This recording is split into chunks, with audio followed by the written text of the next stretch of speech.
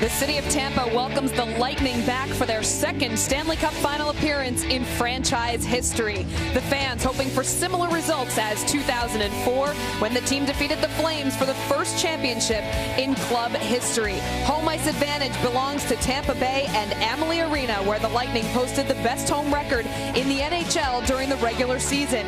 But the postseason has been a different story. The Bolts just 5-5 and have lost the last two in this building. But today the home team puts the finishing touches on their Game 1 Stanley Cup final preparations against the Chicago Blackhawks, as the most coveted trophy in all of sports is up for grabs at the end of this best-of-7 game series. We welcome you inside Media Day 2015.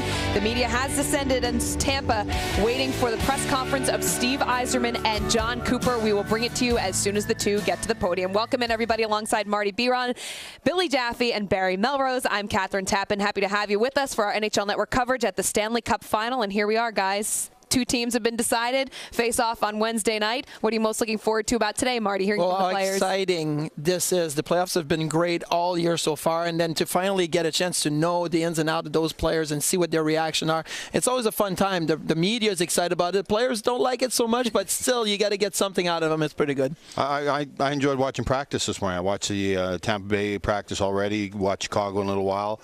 It's nice to see them, fly. It's nice to see a team that knows the end is clear and close, and practice is getting more up tempo. The guys, you can tell a winning team, they love to practice together, they love to joke together. So they'll be enjoying these last 7 or 8 practices they have before the season's over. I'm really looking forward to hearing, maybe visually seeing it, viewing the contrast in styles of these, or personalities in these two teams at the media day. I was covering for the NHL Network the Eastern Final a lot, Catherine, and the confidence, almost marginal cockiness of Tampa.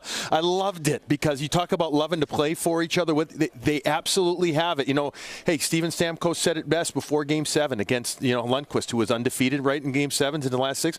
Yeah, he's never played a Game 7 against the Tampa Bay Lightning, and I love that. Meanwhile, the Hawks, third time in 6 years they could win the Cup. They're the old grizzled vets here right now. They've been through this all before. Yeah, who has the advantage on a day like today, Barry, when you look at the fact that the Chicago Blackhawks have been here before, most recently 2 times in the last 6 seasons, but Tampa Bay, as you mentioned, Billy, they've got a little bit of a swagger to them. Whose advantage is it today? Well, you got to say Chicago. We're sitting here talking about one of the, truly dynasties that we have in our sport now. Third time they're going to play for the Stanley Cup. Jonathan Toews, you saw what he did against the Ducks when he was needed. Duncan Keith, I think, is the best defenseman in the world. Patrick Kane, maybe the most entertaining player in the world. These guys know what it takes to win. Tampa wants to become the Chicago Blackhawks. Steven Stamkos wants to become Jonathan Toews. That means a leader, great player, but also have a cup under their belt. So you got to say that the team has won 2 Stanley Cups and played in all these big games. It's got to favor them in a situation like this Stanley Cup final. Yeah, and I'm going to say that, everybody's talking Chicago, but you look at Tampa, everybody wrote them off against Montreal. Everybody wrote them off against the Rangers, and all of a sudden they come in strong, especially down the stretch. So, it's a very big uphill battle for the Tampa Bay Lightnings, facing that exciting, dynamic Chicago Blackhawks, but they've done it, and they've done it all year. So I'm not going to write them off just yet. I want to see how it goes here, especially. None of us are writing them off, Marty. I'm not saying that, but, let's just see how it plays out, and we'll for sure. Yesterday, Catherine, Tampa Bay had a meeting in the morning, and not 1 second of it, I don't know if it was an hour and a half, but not 1 second of it entailed the X's and O's of playing hockey. It was about tickets and passes and game time. Well, those are the important things, right? Exactly. Before face-off, of course. And getting through, everybody has family coming into town and managing it. And what they were doing as a staff is they were saying, let's get this out of the way now. Let's take care of all this so today they can start on all their focus. And Chicago, to Barry's point earlier, they've been through that already. They're kind of they're the old vets of the Cup. They understand what it's like. Tampa, this is mostly, not a few of them have been there before, but mostly new to them. And I think that's why a lot of teams like to open on the road. You don't have that the first 2 games. You can be in a hotel, you're sequestered. Coach got complete control of you in the hotel. You're not worried about your family. You're not worried about tickets. You're worried about those first 2 games. Billy Billy, you mentioned you covered this series for the Eastern Conference Final for the NHL Network. What impressed you the most about watching the Tampa Bay Lightning play and how they got to this point? Well, from a on-ice perspective, when they're on, they are so fun to watch with their speed and their ability to make plays at high ultimate speed. It's Mach 5, whatever. It's just going. They had the Rangers spinning around at times. Yet, on the other hand, they also proved that they can open it up in a bad way defensively, and that hurt them. So, on the flip side, I love their skill. But what impressed me was Game 5 and 7, fellas, when they said, we better not completely lock it down, but we better block shots, we better shut it down, and they did it in those games, and they won 5 and 7. All right, lots to look forward to today, including the press conferences of Steve Yzerman and John Cooper as we send you inside the press room.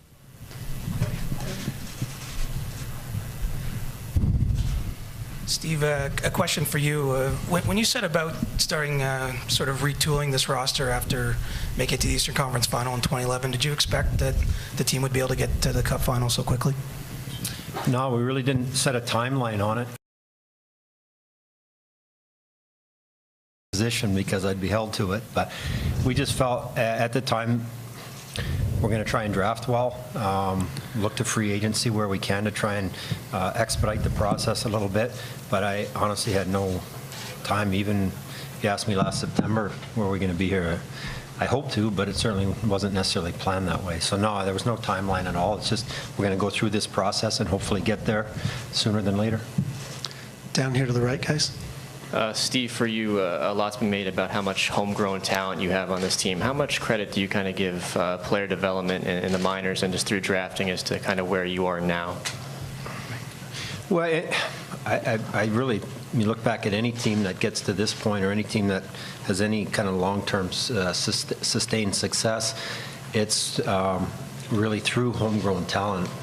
It's just impossible, even more so with the salary cap, to try and really build a team to be successful over a period of time through just through free agency and through trades. You need the assets to build the team. So I think Al Murray and our amateur scouting staff have done a very good job at finding players. Where first of all, we're very, very fortunate to start out with Steven Stamkos and Victor Hedman in the fold before we even take the job, any of us. So we're other people had to go through the pain of getting that first and second overall pick. So anyway, and then after acquiring these guys, I think when John was in Norfolk and Syracuse, and Stacy Roost in player development, who runs our player development and works with these young kids, and Rob Zettler now, they've been very patient and allowing them to develop on the ice and grow up a little bit off the ice physically and just mentally mature. So we've been lucky, and truthfully, some of the guys, Nikita Kucherov, Andre Palat, drafted not necessarily in the first round, and you hear that a lot. It's kind of, if we'd have known Andre was going to be that good, we wouldn't have waited till the 7th round to get him. Middle left here, guys. Steve, there's a guy who worked with you for a couple of years now, Julien Brisebois. What can you tell us about the chemistry between you two guys and the work he has done for you so far?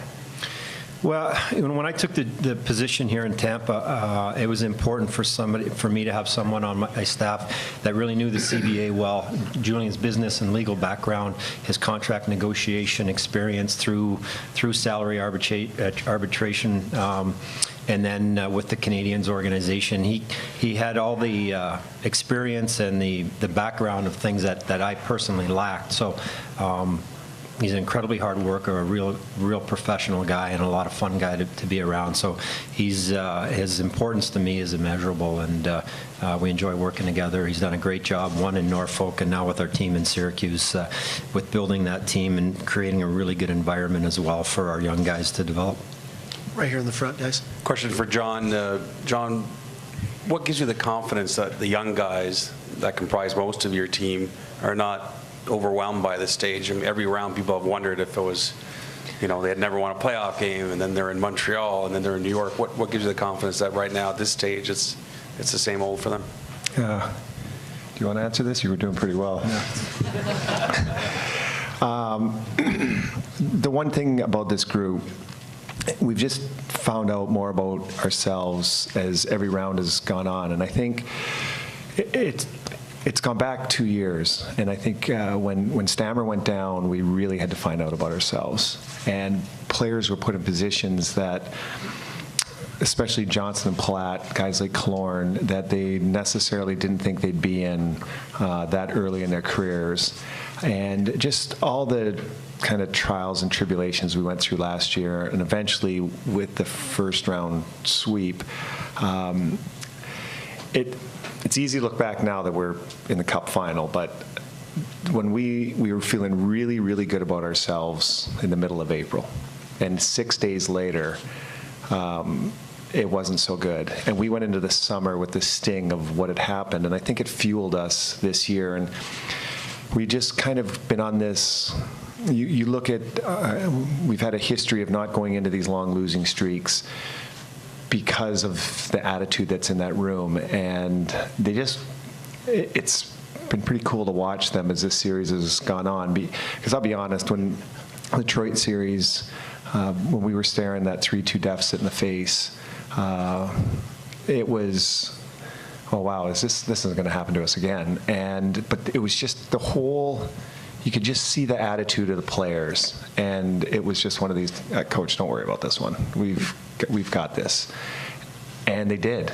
And that was ultimately was led by Ben Bishop. But every round has given us a different challenge to go up 3 games in a round and then give it up and then have to win that. And to have a chance to win at home against the President Cup champs, blow that, and then have to go up and win in an environment that nobody's really ever won before.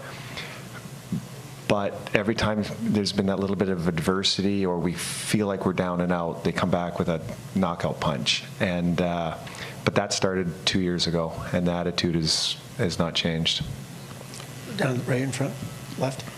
Steve, can you just speak about describe what it was like for you to stay patient through a couple of losing seasons after all you knew for so many years was winning? Well, honestly, I wasn't all that patient. Again, there's no quick fixes or no real solution. You kind of just stick with the process and really trying our best to hang on to your draft picks and allow them, try and make good choices and then give them time to develop.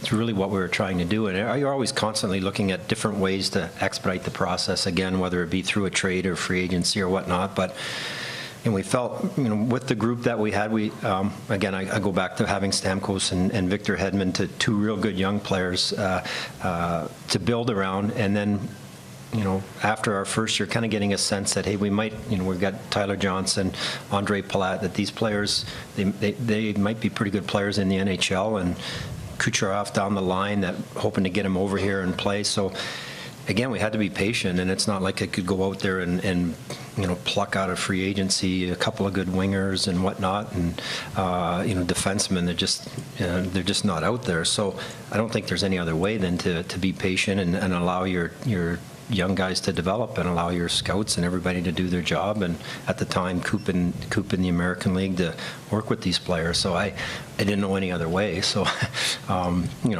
nobody fortunately with Jeff Vinnick, Todd Lewicki understood that, hey, we know what's going on, and we'll be patient with this group, and we'll get there at some point. But again, I don't think there's any other way to do it.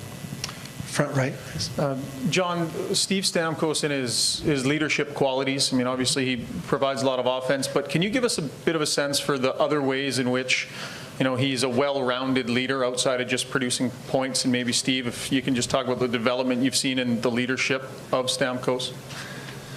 Well, it's in my brief 2 years in the league, and it's weird because I've been through 3 captains, and I watched the progression of, it was a very short time with Vinny when he was here, because I finished out the end of the year, but the captain takes the leadership, and there's other leaders in the room, but I don't know, hockey's such a respectful game. We had Marty St. Louis waiting in the wings, but he didn't really step up to be a leader until after Vinny was gone, and then he stepped into the forefront. And you could see Stammer was one of those guys that had those leadership qualities, but they just don't want to step on other guys' toes. They're there as a supporting group, but ultimately the captain is left to do his job, and these guys are there to help. And then when Marty departed, it was Stammer's turn to take over, and I think he went through this process of watching the leaders ahead of him. The one difference, I think, that where Stammer's evolved is he's understood that I think there's a lot of situations he's had to carry the load of the team, and it's if Stammer doesn't score, Tampa's done. And he is really, in this last year and a half, with our group anyway, understood that we need other guys to step up. It just can't be Stammer to do this all the time if the team's going to have success. And he's almost opened the door for the Johnnies, the Platts, the Killorns, the Phils, all those guys to have success. And he's really, really pushed the team ahead of himself. And I think ultimately that's what a leader does. He doesn't think of himself. He just thinks of everybody else around him. And for a guy, that has scored a lot of goals and done a lot of unbelievable things in this league, Stammer's pushed everybody ahead of himself. And I think you've watched his playoff progression, especially early on when he was getting hammered because he wasn't. But nobody talked about how he was playing defensively or how he was winning faceoffs or how he was doing this. And then he accepted different roles with the team. And ultimately that is the ultimate sacrifice. You're saying, okay, I'll do this and this and this for our team to win, and never complain about it. Just know that this was part of the process of how it works, and that's what makes you a great leader.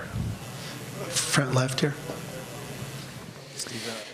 Head coach John Cooper, general manager Steve Yzerman talking about a lot there, the process of how the Tampa Bay Lightning have gotten to this point, the young players, homegrown talent for this Tampa Bay Lightning team. And Barry, when you look at the way they're composed as a whole, led by Steven Stamkos, of course, as the captain, what do you see as the picture of this franchise right now? I see the Detroit Red Wings. I see the footprint of the Detroit Red Wings on Tampa Bay. And Stevie Yzerman has done everything the way Detroit used to do it. They've drafted very well, like he said, used smart free agent pickups, nothing crazy. And now they're getting to the point where free agents want to come here to Tampa. They've signed the right guys. They got rid of the right guys. They cut bait when they should have cut bait on a player. Didn't keep him too long, realized he wasn't going to be a player. Just an unbelievable job. They reward leadership here. They reward character here. They're building a culture that is sustainable. The leaders are all young. They're in their prime. They went out and got a goaltender. They realized early on when Stevie got here that they didn't have that goaltender, that shutdown guy that you have to have in the NHL.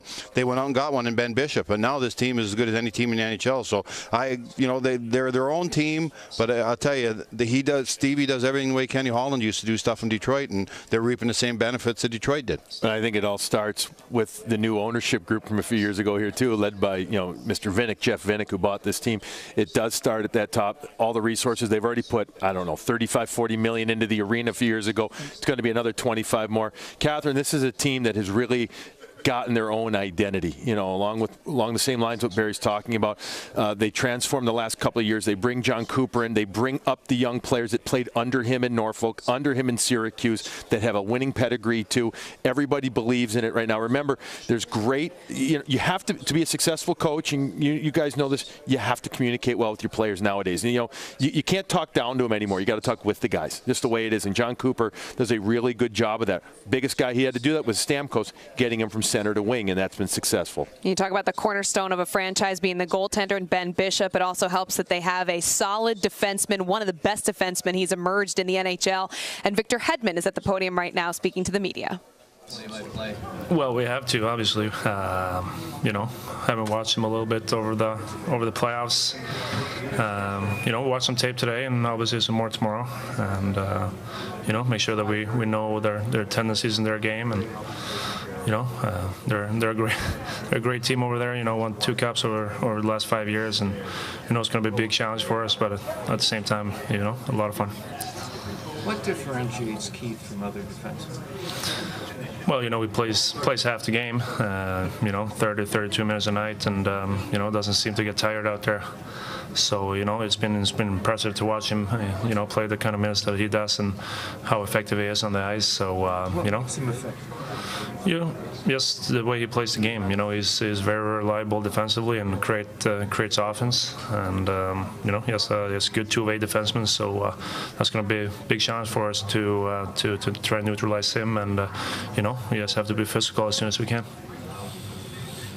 It's kind of a fun question here, and I have to get it on my phone. I apologize for that. But do you have any superstitions or anything you do game day that you traditionally do every day? Well, unlike many guys, I don't sleep before games, so you know, play a little bit of Xbox and maybe watch a TV show. So you know, just try and relax, but don't fall asleep. Victor, a lot of guys were saying yesterday it really hadn't sunken in that you guys are in the Stanley Cup Final. You walk into a room like this, is this the reality? Yeah, you know, this is what you want to do every year.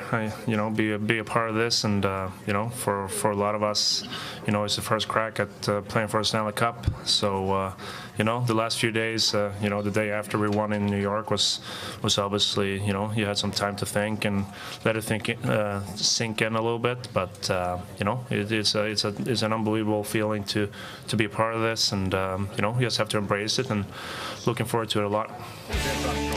And we are looking forward to bringing you coverage all afternoon at Media Day. We'll be back shortly, but just a reminder, you can go to NHL.com for live streaming of all of the player podiums.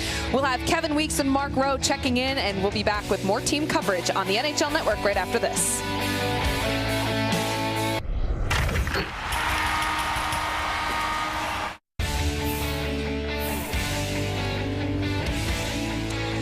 Welcome back, everybody, to the NHL Network's coverage of the 2015 Stanley Cup Final, coming your way from Media Day at Amalie Arena. The Tampa Bay Lightning taking the podium to answer all the hot questions before Game 1 of the Stanley Cup Final on Wednesday night, as we send you to Tyler Johnson.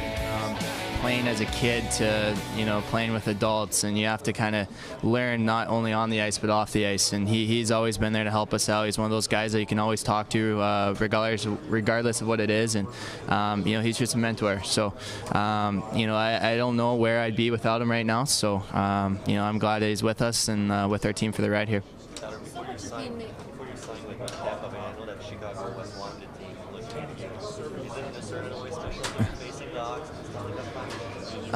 You know, I didn't really think of it like that. I don't think I've ever really thought that.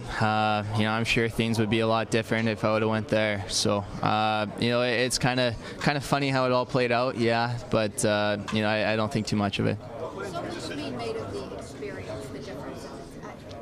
How big is it, do you think, obviously, like being before and you guys being so young, and, you know, they've been out for a lot? Well, I don't know.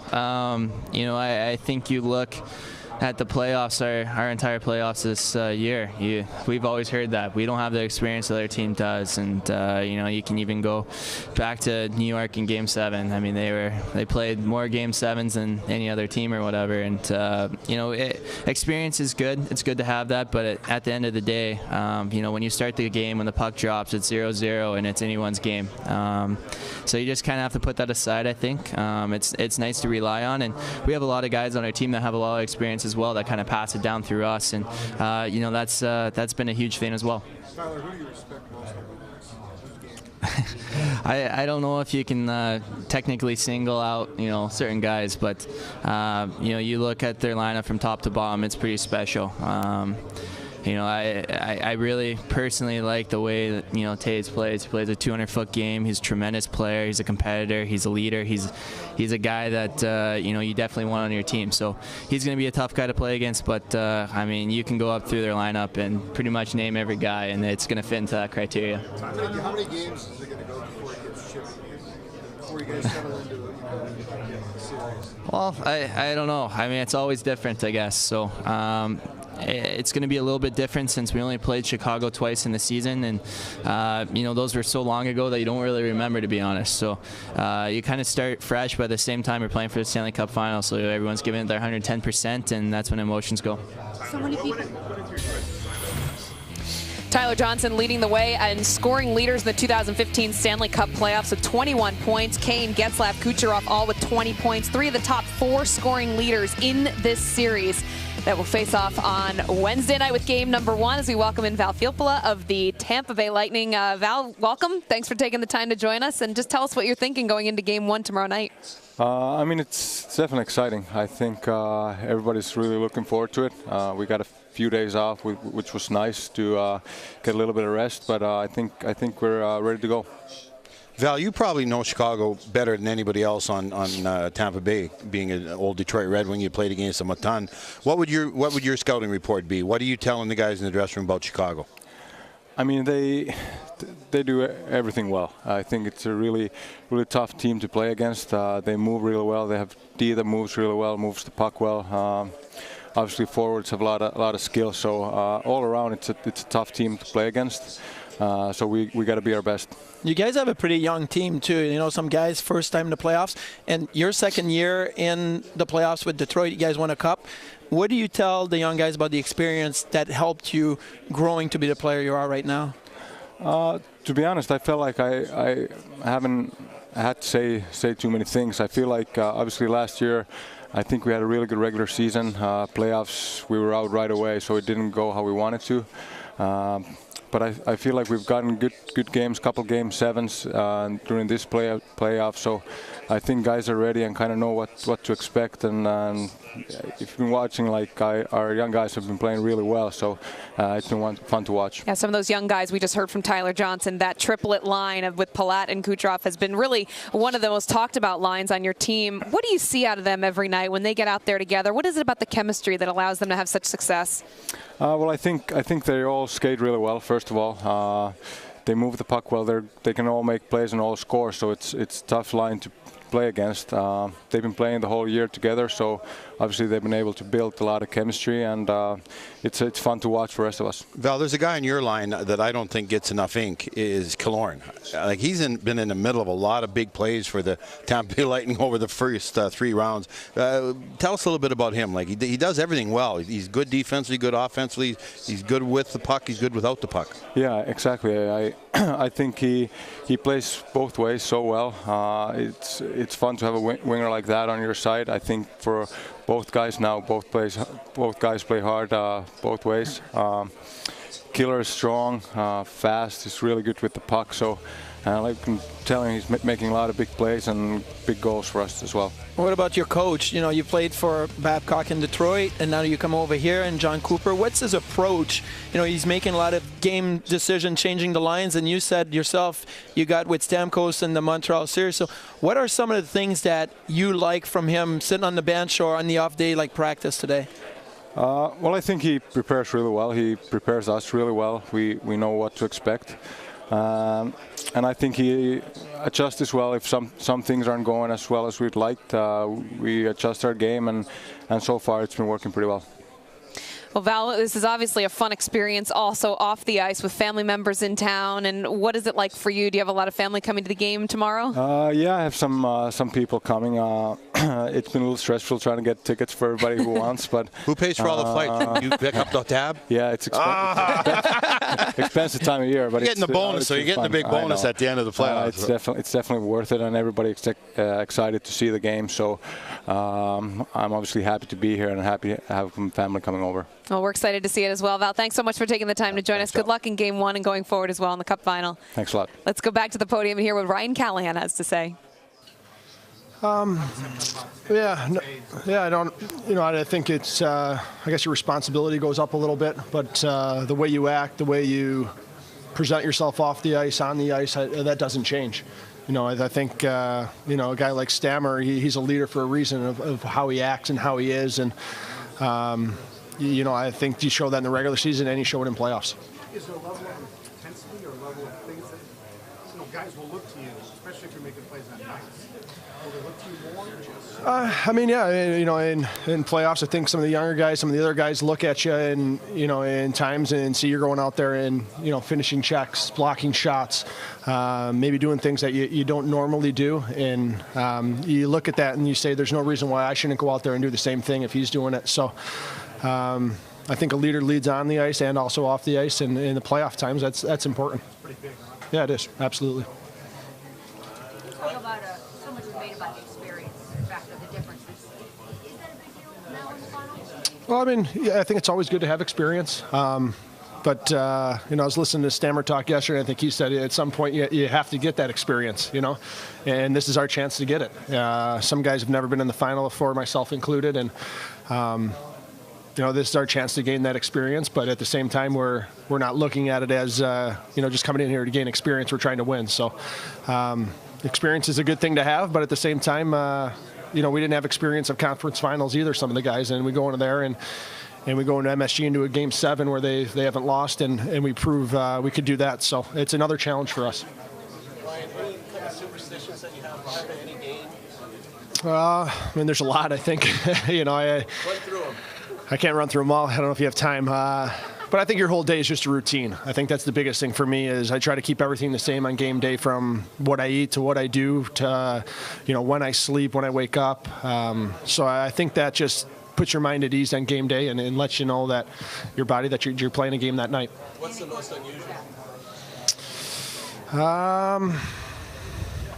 I don't know about unusual. I think they're all not that bad. I think it's just timing and routine, to be honest with you. I don't know anything crazy or unusual that I do. I mean, you put your equipment on the same way, tie my skates at the same time, you know, things like that. A little bit of everything. I mean, they're a very good team, and I think they've proved that over the last couple of years. They're a very talented group that plays well defensively too. So it's going to be a challenge for us for sure.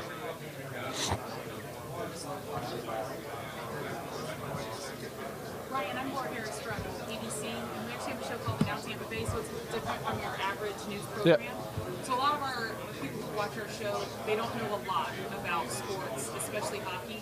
So we thought maybe we'd just give you 5 rapid fire questions a lot of people can. Okay. You know, Yeah. Go ahead. I got you. All right, so we'll go. Here we go. Question ready? All right. You just asked it, but your number one superstition. My number one superstition would be just, you know, timing. I think throughout my day, just doing everything at the same exact time that I did the day before on game days. Most professional athletes, they say they have. Continuing coverage here on the NHL Network at Media Day, Stanley Cup Final 2015. In 2004, the Tampa Bay Lightning hoisted the cup. 2010 and 2013, Chicago did it. And one of these two teams will take home the prize at the conclusion of this series.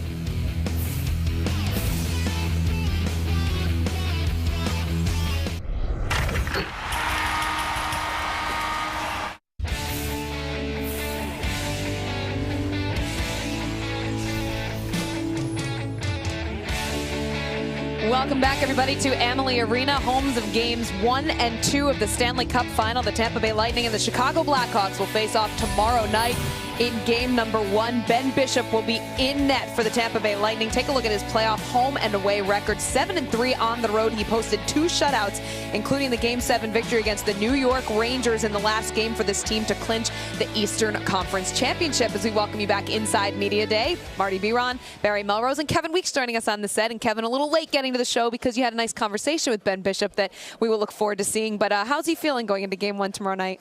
He sounded great. He seems like he's in the right frame of mind. He's certainly very happy to be here, and also really spoke glowingly about his team and his teammates and the process that they've gone through, and a little bit of reflection for Ben Bishop. This is a situation where guys really worked exceptionally hard to be where he is to get to this point. It was only a few years ago that he was in the American League and then getting his chance with the Ottawa Senators, and he told me that Brian Murray called him, and I called and said he got traded to Tampa. He was so excited about that. So this is a glorious opportunity without question, and certainly for Ben Bishop, a guy that's continued to get better as the playoffs have gone on. He just told me, he said flat out, when the playoffs started, I was so nervous. I was so nervous about the Stanley Cup playoff stage and having not played at this level before. But as it's gone along, he's played much better. And I know we just showed you that graphic. We were talking about that graphic with his numbers, Marty, and the discrepancy between home and away. But one thing I will say is, if you can play better on the road than you can play at home, especially in the Stanley Cup playoffs, that's pretty impressive, especially given the fact that these 3 series have been against all original 6 teams. Especially when you always say teams have to simplify it on the road to win. Well, goalies are in the same frame of mind, because you have to just play your angle, and Ben Bishop's strengths are about facing that shooter one-on-one. He's so big, and he takes away all that net, and the team seems to be playing too. They know what their responsibilities are in front of him. He reminds me a lot of Ray Emery, and the way Ray used to play, especially in Ottawa, is about, you know, take that shooter and not worry about the back door, because you're big, you're going to make that first save. And if he can do that, then Tampa Bay gets more confidence in him. They go on the offense, they take chances because they know that he's going to be there stopping it. So there's a really good chemistry between the players and him. How they respond. They lose 5-1 in Game 4. Boom, a 2-0 shutout in Madison Square Garden in Game 5. 7-3 in Game 6. Boom, another 2-0 shutout. This is a great chemistry going on between teammates and goalie teammates, and that's how you need to have it if you want to win the Stanley Cup playoffs. Well, first off, if I do my math right, he has to win a game at home. because he's only got 3 games in Chicago, so he has to win a game at home. Yeah. So he's got to play one good game here in the building. I've been really impressed with his resiliency. If you remember earlier in the playoffs, he seemed like he had trouble catching the puck. A lot of soft goals that he let teams back in the series. He seemed to have got over that, but the guys really responded, and I think that's one of the things you two are talking about is there's definitely a love affair between the players and Ben Bishop. He loves playing behind them. They love him being in net. They just respond to him. That game 7, he only had like 22 shots, but that's sometimes a tougher game to play than the guy at the other end, Henry Lundqvist, was seeing, 10, 15 shots a period. He had 4 or 5 tough saves. He made all those saves. 2 shutouts in New York in a game 5 and a game 7. That's pretty impressive. That's still a tough building to win in. So it looks like the goaltending problems have been answered here in Tampa Bay, and the guy's a big-time goaltender.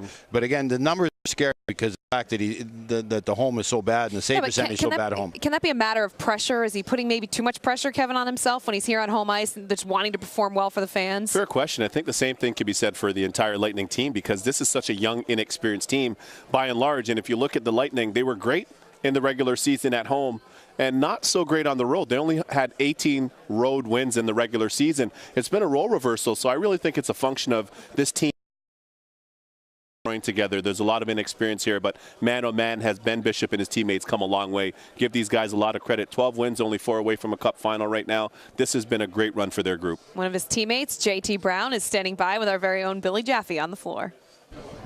All right, so just a normal day for JT and the Tampa Bay Lightning, right? Yeah, and a little bit more media than we're used to, but we're definitely enjoying it. Growing up in Minnesota, any one Stanley Cup memory that you have from your childhood? I wouldn't say there would be one specific memory. I think for the most part, I was more into watching college hockey than I was NHL at that point growing up. What do you anticipate your night to be like tonight as you recognize that it's, after you have dinner, you relax a little bit, that you're less than a day away from the Stanley Cup face-off? There's obviously going to be some jitters. You may have a little bit of tough time getting to sleep tonight, but at the end of the day, we've had a good playoff so far. We just got to stick to our structure and stick to our game plan, and I know we'll be all right. Anybody you expect out of your group is the one guy that might keep things loose? Probably myself. Myself, Johnson. I mean, I think our whole team keeps things pretty loose. I think we have a close-knit group of guys here, but we definitely like to have a little bit of fun, and at the same time, we also know how to keep it serious. So I think at the end of the day, I think we have a good team, and we can keep it going. Thanks for your time. Enjoy the moment. Thank you. So JT Brown taking it upon himself to keep the team loose going into game number 1. But what has he provided for this Tampa Bay team, Marty? Well, when you look at Tampa Bay, they only roll 11 forwards, so you have to have those guys be able to come in and play a special role because you're not going to get your rotation with your 4 lines. You might have to go with a different center, different set of wingers every time you're on the ice. But I have a hard time thinking he's not going to get good sleep because he's been playing really well. He's done all the little things right. And when you get those guys in the Brian Boyle and the role guys going, it's really important for the team, for the Stamkos and the Triplets, to know that they can rely on that. I mean, Jeff Alpern used to say the fourth line guy, we're always just there to kill time. Well, that's not the case with this Tampa Bay Lightnings because they're out there to try to create, try to get some momentum. It's not just about killing 45 seconds to a minute to let your stars come back on the ice. Good teams have good role players. You mentioned Brown, you mentioned Boyle, and other guys. Brandon Morrow. Brandon Morrow is a guy that played for the Stanley Cup his rookie year in Dallas, won a Stanley Cup, I think, and then he hasn't been back since. So this really means a lot to Brandon Morrow. And it's good to have that guy in the dressing room around younger players. They can see what it means to Brandon Morrow. He's a great player, and he went to the Cup, and he hasn't been back since. This isn't your right to go every year. And that's one of the things he'll be instilling on the younger guys is, guys, we got a shot. Let's not blow it. Getzlaf and Perry, same thing. Rookie year, they win the Cup. 8 years later, they're still begging to get back to it. So the role players are very, very important to this team, and Steve Yzerman and John Cooper have done a good job bringing them into it. Absolutely. Speaking of which, we're going to take a short break here. When we return, we will hear from head coach John Cooper. He will join us live on set as we get you ready for opening face-off of Game 1 of the Stanley Cup Final on Wednesday night.